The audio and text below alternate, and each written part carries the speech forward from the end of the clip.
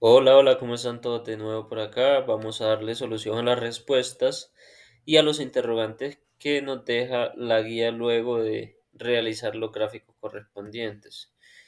Entonces nos vamos por acá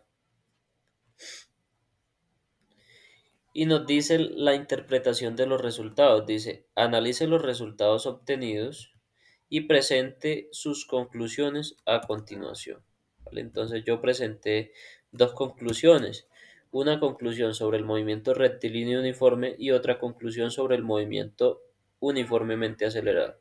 Entonces nos dice la primera conclusión que el movimiento rectilíneo uniforme, la aceleración es igual a cero. Eso significa que la velocidad del objeto no cambia con el tiempo, permaneciendo constante. Como resultado, la distancia recorrida por el objeto crece de manera uniforme a lo largo del tiempo. Se presenta en una línea recta que indica un crecimiento constante. Ya que la aceleración es igual a cero, entonces la velocidad va en función de la aceleración. Entre más aceleración, más velocidad. Y uniformemente, el movimiento uniformemente acelerado, nos dice que el movimiento uniformemente acelerado, la aceleración tiene un valor fijo. Eso debido a que la velocidad aumenta progresivamente, ¿vale? Pero la aceleración siempre es fijo, no es como en el otro que a mayor aceleración, mayor velocidad, no, en este punto tenemos la aceleración, un valor fijo, ¿vale? Si hagamos un ejemplo que vamos manejando una moto y llevamos la aceleración solamente hasta la mitad de el poder total de la moto.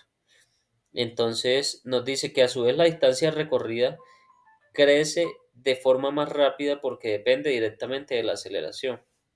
Entonces, en una gráfica de posición frente a tiempo, que fue lo que hicimos, este comportamiento se observa como una línea ascendente que se vuelve más inclinada a medida que avanza el tiempo.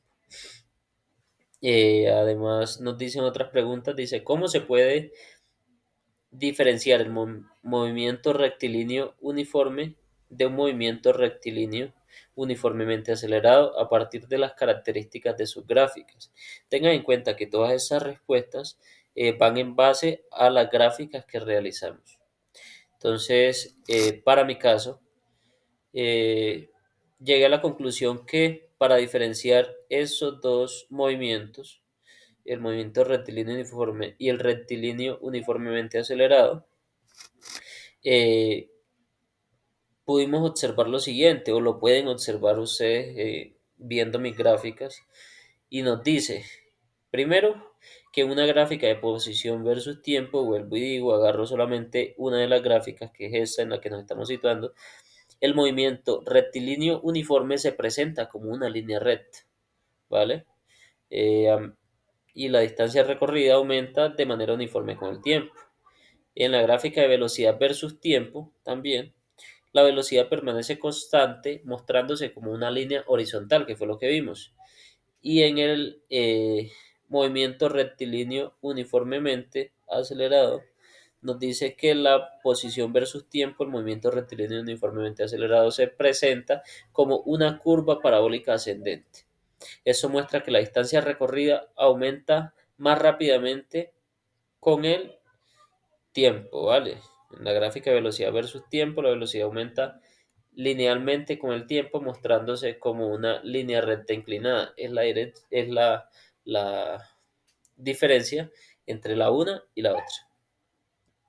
Y la otra sobre el movimiento con aceleración constante. ¿Qué sucede cuando la aceleración es cero? Es totalmente sencillo. Nos dice que cuando la aceleración es cero en un movimiento, que se encuentra en rectilíneo uniforme, en ese caso la velocidad del objeto permanece constante porque no hay fuerza neta actuando sobre él para cambiar la velocidad. Y en la distancia recorrida aumenta de manera uniforme. En la gráfica de posición versus tiempo, el movimiento se presenta como una línea recta, ya que, eh, ya que es proporcional, ¿vale?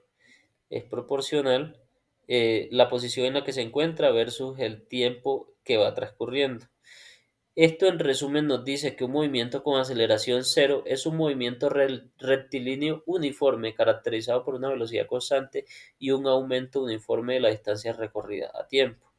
Y el último interrogante nos dice que representa el área bajo la curva de la gráfica de velocidad versus tiempo, y pues es sencillo, ya lo habíamos dicho también, y esto representa el desplazamiento del motociclista, en ese caso en la gráfica de velocidad versus tiempo, ¿vale? Eso es todo, muchísimas gracias.